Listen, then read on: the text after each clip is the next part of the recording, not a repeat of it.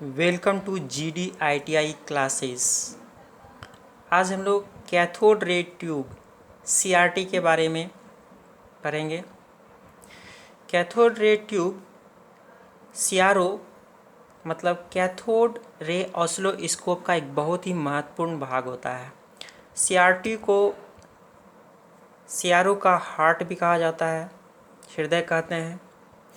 जिस प्रकार अगर हृदय की धड़कन बंद हो जाए तो मनुष्य की मृत्यु हो जाती है, उसी प्रकार CRO में कैथोड रे ट्यूब अगर काम करना बंद कर दे, खराब हो जाए, तो CRO बेकार हो जाता है, वह काम नहीं कर सकता है।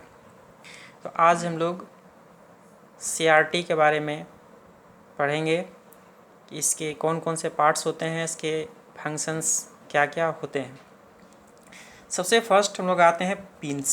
यहाँ पर पिंस लगे हुए होते हैं। पिंस जो होते हैं ये जो विभिन्न इलेक्ट्रॉनिक इक्विपमेंट होते हैं, transistor, field effect transistor, SMPS, switch mode, power supply, उसके कनेक्शन के लिए यहाँ लगे होते हैं। साथ ही जो पिंस होते हैं इसमें वोल्टेज की सप्लाई देने के लिए इसका यूज किया जाता है। और इसी बेस से लगा हुआ बाकी जो जितने भी पोर्शंस होते हैं इसमें, cathode, heater, grid, accelerating anode, ये सब इसी के आधार से बनाए जाते हैं। यहाँ पर आते हैं हीटर।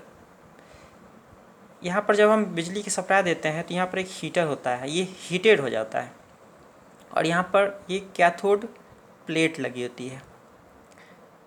तो यहाँ पर जो कैथोड प्लेट होती है वो हमेशा निगेटिव चार्ज की होती है, माइनस चार्ज की होती है।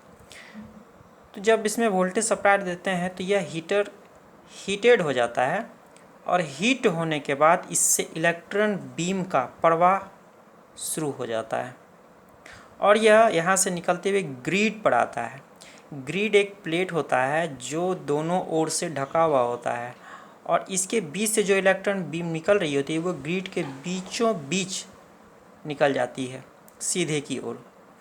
और उसके बाद ये नेक्स्ट प्री एक्सेलरेटिंग एनोड पर आ जाता है। इस प्लेट का काम यह होता है, जो इलेक्ट्रॉन्स आ रही है, इलेक्ट्रॉन्स नेगेटिव चार्ज होता है और एनोड की जो प्लेट होती है वो पॉजिटिव होती है। तो हम जानते हैं कि अपोजिट पोल में हमेशा अट्रैक्शन होता है और सेम पोल में रिपल्सन होता है, विकर्षण होता है।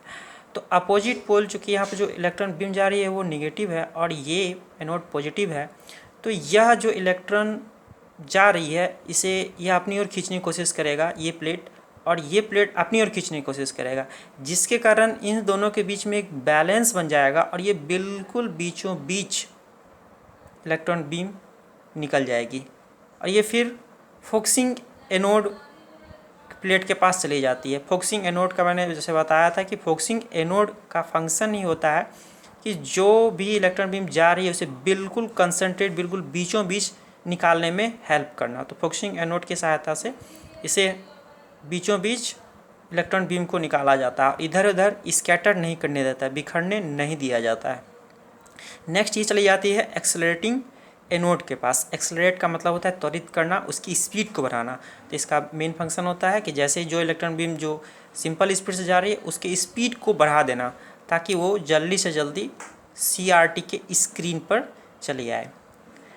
नेक्स्ट है vertical deflection plate. Vertical deflection plate का काम होता है जिसे हम वाई एक्सिस प्लेट के नाम से भी जानते हैं। मैंने बताया था कि जो वाई एक्सिस में हम या तो वोल्टेज रखते हैं या करंट रखते हैं, तो जो यहाँ से इलेक्ट्रॉन बीम जा रही है उस इलेक्ट्रॉन बीम को vertical deflection plate Y axis की ओर मोड़ देती है, जिसके कारण वाई एक्सिस की ओर ये चले जाती है वर्टिकल डिफ्लेक्शन प्लेट। यहाँ पर इसका ये मेन फंक्शन है।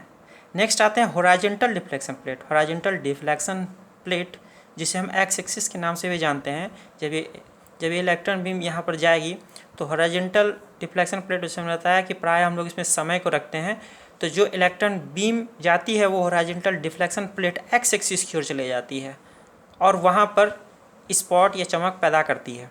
इस प्रकार एक्स और वाई एक्सिस दोनों ओर इलेक्ट्रॉन बीम पहुँच जाते हैं और सर्किट के अनुसार जो वेव फॉर्म होता है उसे सीआरटी के स्क्रीन पर प्रदर्शित करते हैं। यहाँ जो हॉरिजॉन्टल रिफ्लेक्शन प्लेट है, जब ये निकल कर के यहाँ सीआरटी के स्क्रीन पर पहुँचता है, जिसे फास्फोर स्क्रीन कहते हैं, ये एक्चुअली में फास्फोरस का बना होता है ये स्क्रीन। तो फास्फोरस का फंक्शन ये होता है कि जब उस पर लाइट पड़ती है तो वह चमकने लगती है, बहुत ही ब्राइटेस्ट कलर वहाँ पर पैदा करती है, जिसके कारण कोई भी वेव फॉर्म सीआरटी की स्क्रीन पर बहुत ही अच्छे से नज़र आता है, साफ साफ नज़र आता है।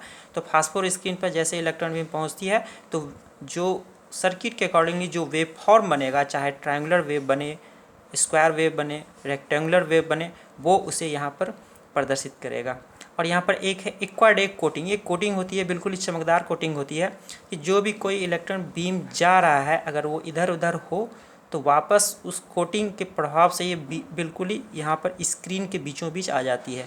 तो इसे इक्वाड एक कोटिंग जो इलेक्ट्रॉन बीम आ रहा है उसे फैलने नहीं देता है। तो इसका फ़ायदा ये होता है कि जो भी हम यहाँ पर इलेक्ट्रॉन बीम आ रही है वो बिल्कुल स्क्रीन के बीचों बीच ही रह जाती है यह, और जिसके कारण ब्राइटेस्ट वेव फॉर्म यहाँ पर बनता है और जिसे हम आसानी से देख सकते हैं और उसके रीडिंग को हम ले सकते हैं। इस प्रकार ये सीआरटी वर्क करता है।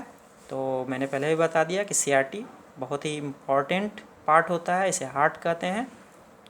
धन्यवाद।